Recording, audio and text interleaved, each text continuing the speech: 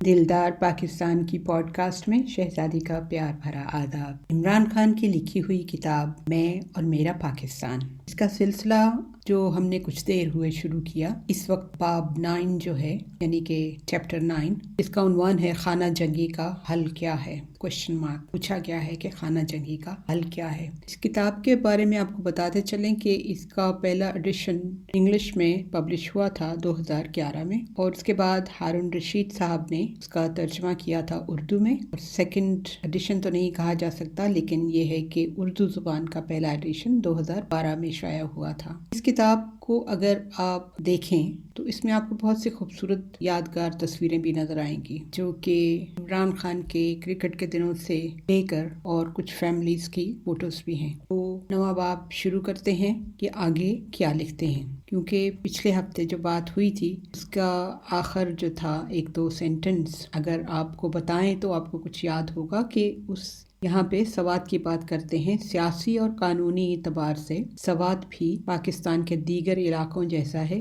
कबायली इलाकों के बरक्स सवात की कोई सरहद अफगानिस्तान से नहीं मिलती। आगे लिखते हैं 1969 में वालिय सवात को अजूल करके सवात को सूबा सरहद की सिविल इंतजामिया के तहत कर दिया गया।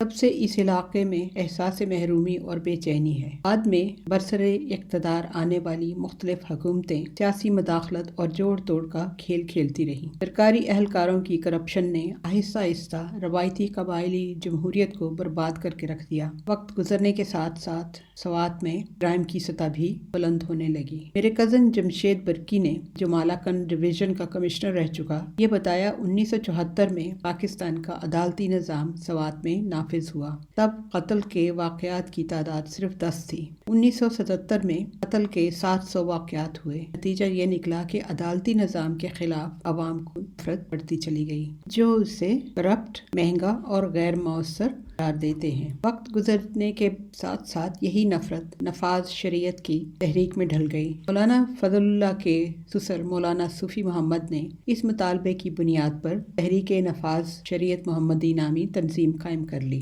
वो इखवान जहाद में शामिल रहे थे। जब 2002 में सूफी मोहम्मद को जेल में बंद कर दिया गया तो उनके ज्यादा सख्त गिर नजरियात रखने वाले दामाद फजलुल्लाह ने तहरीक की क़यादत संभाली। फजलुल्लाह ने अपने नजरियात की तरवीज के लिए इलाके में एक रेडियो स्टेशन कायम कर रखा था। चुनाचे उसे रेडियो मुल्ला का नाम दिया गया। ये बिल्कुल वैसा ही तरीका है जैसे मसीही टेलीविज़न और निचली ईसाई फ़िरके के मजहबी रहनुमा अपने अकायद की तरवीज के लिए टेलीविज़न का इस्तेमाल किया करते। मौलवी फजलुल्लाह के पैरोकारों में बड़ी तादाद ख़वातीन की थी। वो तहरीक के लिए अपने जेवरात तक अतिया कर देती। लाल मस्जिद के खून खराबे पर शदीद रद्द अमल में उसने लोगों पर जोर दिया कि वो हुकूमत पाकिस्तान और सिक्योरिटी फोर्सेस के खिलाफ बगावत कर दें। उसने मुआशरे के गरीब तरीन तबकात को उकसाया। ये दलील पेश की कि परवेज़ मुशर्रफ अमेरिका का गुलाम बनकर इस्लाम को तबाह करने के दर पे है। मकामी ज़मींदारों के खिलाफ अवामी नफ़रत को भी उसने इस्तेमाल किया। इन ज़मींदारों में से बाज़ ने उस वक्त ज़राई ज़मीनों पर कब्ज़े कर लिए थे जब रियासत को पाकिस्तानी कानून के तहत लाया गया। अस्करियत पसंदों ने कई बड़े ज़मींदारों को निशाना बनाया और उनकी फसलों से हासिल होने वाला मुनाफा बाद इलाकों के बेज़मीन किसानों में तकसीम कर दिया। फजलुल्लाह के हवारियों की बढ़ती हुई तादाद और उनकी गैर कानूनी सरगर्मियों से तशवीश लाहक हुई तो मुशर्रफ ने 2007 के मौसम ख़ज़ा में अस्करियत पसंदों को कुचलने के लिए सवात में फौज दाखिल कर दी। 2008 में पीपल्स पार्टी की मखलूत हुकूमत ने अमन बातचीत का आगाज कर दिया और ये सिलसिला तवील मुद्दत तक जारी रहा। सूफी मोहम्मद को रहा कर दिया, जिन्होंने सालसी के जरिए एक मुआहिदे को हतमी शक्ल दी। इस मुआहिदे के मुताबिक तालिबान को हथियार डालना थे, जिसके बदले बाद ये सवात में शरई कानून नाफिज कर दिया गया। पाकिस्तान के मगरब ज़दा तबकात ने शरीयत के नफाज को पसमानदगी की जानिब एक कदम करार दिया, लेकिन सूफी मोहम्मद और सवाती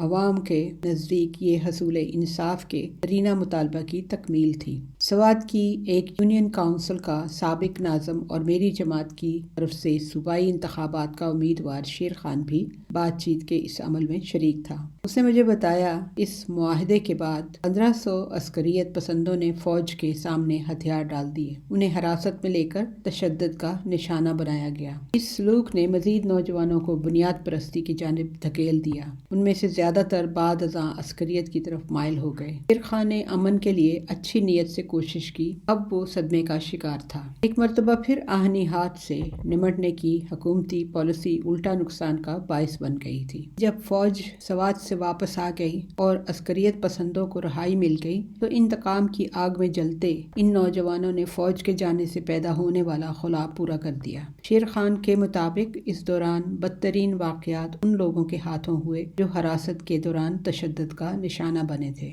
فضل اللہ کے ساتھ بھانت بھانت کے لوگ آن ملے، ان میں جہادی اور نسلی گروہ، تقریباً تمام جرائم پیشہ افراد، نفاذ شریعت کے حامی اور ناراض کسان سبھی شامل تھے۔ یوں اس کی طاقت میں اضافہ ہوتا گیا۔ مقامی لوگ طالبان کے خلاف ہو رہے تھے کیونکہ وہ تشدد کے ذریعے وحشیانہ قوانین نافذ کر رہے تھے۔ جو بھی ان کی مخالفت کرتا یا جس پر حکومت کا جاسوس ہونے کا شبہ ہو جاتا اس کا سر قلم کر دیا جاتا، لوگوں کو اغوا کر لیا جاتا، اسکولوں کو جلایا جاتا، سی ڈی اور حجاموں کی دکانوں پر حملے کیے جاتے۔ حکومت پاکستان نے اس صورتحال کو امن و امان کی مکمل تباہی قرار دیا۔ عوام کو اس بات کا یقین دلانا مقصود تھا کہ جو کچھ سوات میں برپا ہے دراصل وہ قبائلی علاقوں کے حالات ہی کا پھیلاؤ ہے، اور یہ کہ طالبان اب وفاقی دارالحکومت پر چڑھائی کرنے والے ہیں۔ ایک مرتبہ پھر میڈیا پر اثر انداز ہو کر اسے فوجی آپریشن کے لیے رائے عامہ ہموار کرنے کے کام پر لگا دیا گیا۔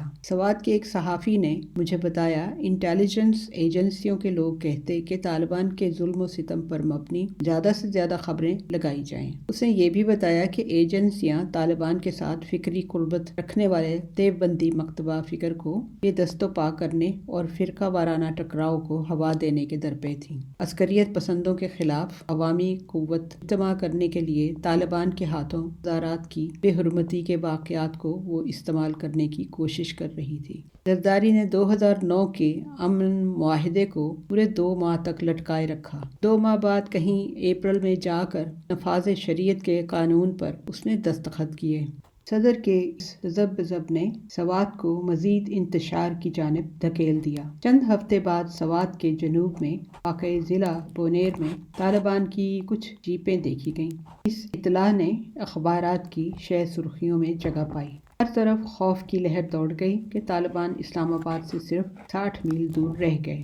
فوجی آپریشن کے وقت کا انتخاب زرداری کے دورہ امریکہ کی مناسبت سے کیا گیا۔ اس میں حیرت کی کوئی بات نہیں کہ وہاں سوات کی فوجی کارروائی پر صدر کی تعریف کی گئی، اور ظاہر ہے کہ حکومت نے اس چیز کو مزید امداد بٹورنے کے لیے استعمال کیا۔ کچھ ہفتوں کے بعد جاپان میں احباب پاکستان فرینڈز آف پاکستان کے اجلاس سے خطاب کرتے ہوئے زرداری کا کہنا تھا، ہم دنیا کو بچانے کے لیے لڑ رہے ہیں، جیسے پاکستان کے چند ہزار طالبان لاکھوں کی تعداد میں پاک فوج کو تباہ کر کے پوری دنیا کے لیے خطرہ بننے والے ہوں۔ دراصل جو کچھ سوات میں ہوا وہ پیشہ ور جرموں کے غیر منظم گروہ کی بغاوت تھی، جسے مقامی لوگوں کی حمایت حاصل نہ تھی۔ حکومت کو چاہیے تھا کہ وہ مخصوص اہداف پر مرکوز کمانڈو ایکشن کے ذریعے تحریک کی قیادت پر قابو پا لیتی۔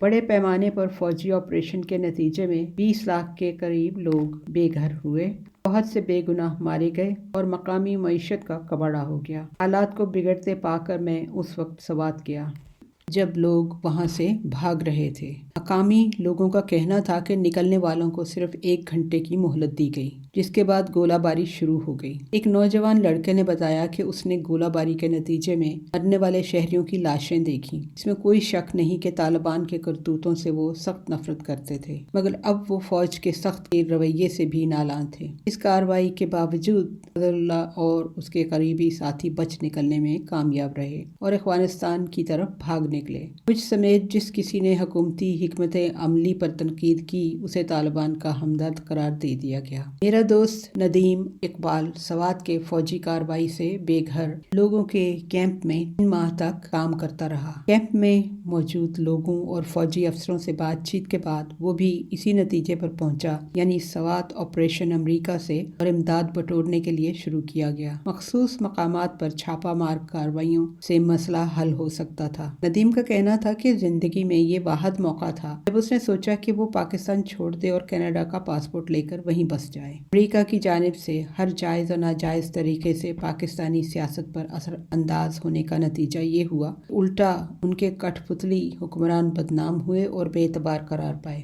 मकसद पाकिस्तान को इस्तेमार पर इन्हिसार के लिए बेबस और लाचार रखना है। लोग जब ये कहते हैं कि हमारे हुक्मरान किस हद तक अमेरिका पर इन्हिसार करते हैं तो बची कुछ ही साख भी बर्बाद हो जाती है। अपनी हुकूमत पर पाकिस्तानी अवाम का गुस्सा बिल्कुल काबिल फहम है, जिसने अमरीकी एजेंटों को खुली छुट्टी दे रखी है। इस बात का सबूत रेमंड डेविस के मामले में सामने आया। ये शख्स CIA का कारिंदा था जिसने जनवरी 2011 में लाहौर में 2 मासूम शहरियों को गोली मारकर हलाक कर दिया। इस वाक़े में एक और पाकिस्तानी उस अमरीकी कार की जद में आकर हलाक हो गया था जो रेमंड की मदद के लिए उल्टे हाथ हजूम को चीरते हुए आगे बढ़ी। पंजाब हुकूमत ने उस दूसरी कार में सवार अफराद को पुलिस के हवाले करने का मुतालबा किया तो अमरीकियों ने उन्हें पाकिस्तान से भगा दिया। गो कि रेमंड डेविस को वहीं मौके पर गिरफ्तार कर लिया गया।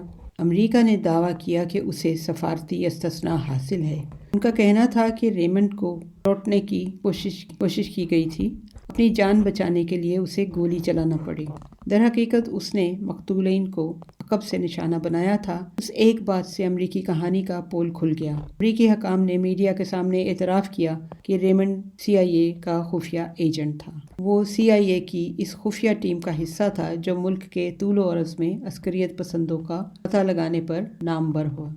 हलाक होने वाले एक शख्स की बेवा 19 साला शुमाइला कमल ने मायूसी के आलम में चूहे मार दवा खाकर खुदकशी कर ली। उसे यकीन था कभी उसे इंसाफ न मिलेगा। खुदकशी करने वाली जवां साल मासूम सूरत खातून को पाकिस्तान के TV चैनल्स पर बार बार दिखाया गया।